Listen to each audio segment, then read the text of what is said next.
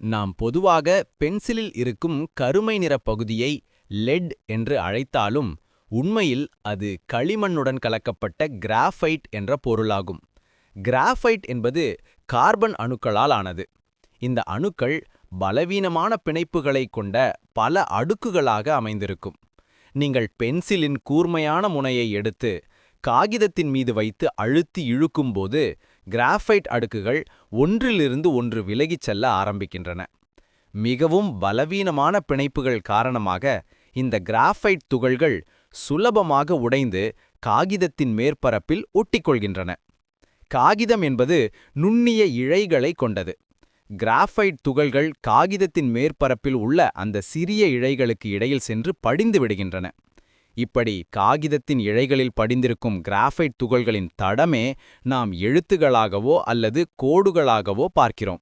Hardness மற்றும் அதன் அடர்த்தியான நிறம் ஆகியவை கிராஃபைட் மற்றும் களிமண் கலவையின் விகிதத்தை பொறுத்தது. அதிக கிராஃபைட் பிளஸ் குறைவான களிமண் ஈக்குவல் டு சாஃப்ட்.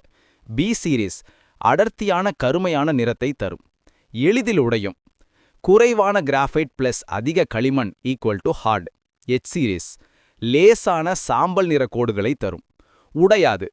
சுருக்கமாக சொன்னால், நீங்கள் காகிதத்தில் பென்சிலால் அழுத்தும்போது கிராஃபைட்டின் மென்மையான அடுக்குகள் பெயர்ந்து காகிதத்தின் மீது ஒரு தடத்தை ஏற்படுத்துகின்றன.